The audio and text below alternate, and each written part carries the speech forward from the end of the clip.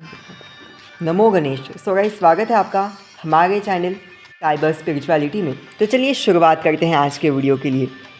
चाहे वो भगवान विष्णु का वैकुंठ हो, चाहे वो शिव का कैलाश, यहाँ पर हम एक चीज़ हर बार नोटिस करते हैं, वो है नाग। चाहे वो विष्णु की शेष शैया हो या शिव के गले का हार, हर जगह हमने नागों को अवश्य देखा है। या कहे, नागों के बिना वैकुंठ और कैलाश अधूरा सा लगेगा।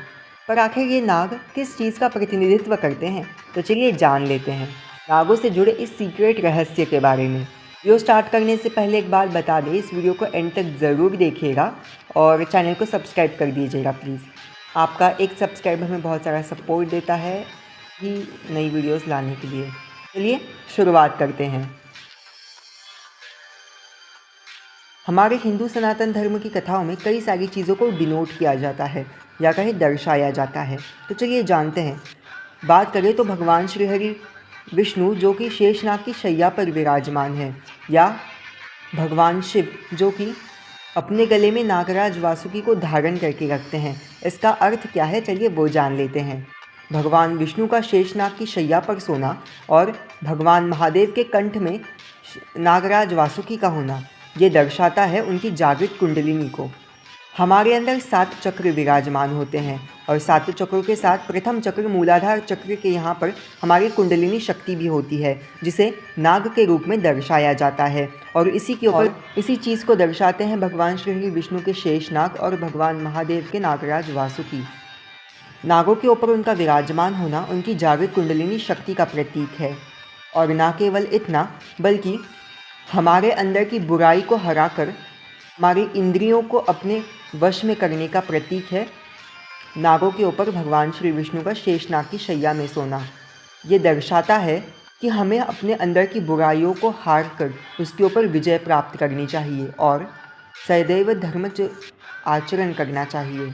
और यही चीज़ भगवान महादेव के नागराज वासुकी भी दिखाते हैं, किस तरीके से अपने बुरे विकारों को कंट्रोल में करना चाहिए। इसका परफेक्ट उदाहरण हमें देखने को मिलता है भगवान श्री कृष्ण और नागराज कालिया के युद्ध में। इस तरीके से कालिया नाग यमुना जी में अपने विष को फैला देता है।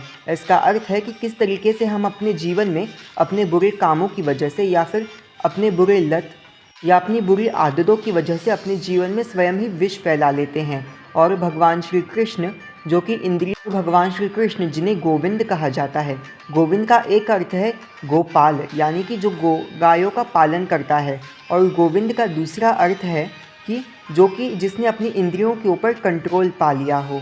श्री कृष्ण हमें बताते हैं कि हमें अपनी बुराई के ऊपर स्वयं विजय प्राप्त करनी है।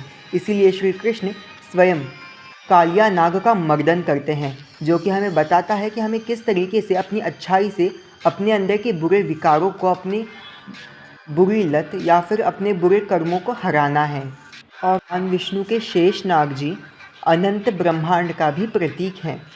अनंत ब्रह्मांडों के पालक यानी कि सारे जगत के पालनहार होने की वजह से भगवान विष्णु शेषनाग के ऊपर सोते हैं, जो कि हमें दर्शाता है कि भगवान विष्णु जगत के पालनहार है और जगत रूपी शेषनाग के ऊपर वो सदा विद्यमान है। भगवान विष्णु के हाथों में स्थित सुदर्शन चक्र काल चक्र का प्रतीक है, जो कि कभी समय किसी के लिए रुकता नहीं। इसी तरीके से सुदर्शन सदैव घूमता रहता है। और भगवान विष्णु के हाथों में स्थित शंख धर्म, ध्वनि और वायु का प्रतीक है। और भगवान विष्णु का नीला रंग उनके अनंत होने का प्रतीक है। जिस तरीके से नीला आसमान अनंत है, वैसे ही भगवान विष्णु अनंत है और कण कण में व्याप्त है। और विष्णु को पूरा करती माता लक्ष्मी माया का प्रतीक है, जो कि बताती है कि भले ही संसार कितना भी खूबसूरत क्यों ना हो, पर जब तक उसके अंदर माया नहीं होती तब तक सृजन और पालन अपूर्ण है। भगवान विष्णु और माता लक्ष्मी एक दूसरे के पूरक हैं, वो एक दूसरे से पूरे होते हैं।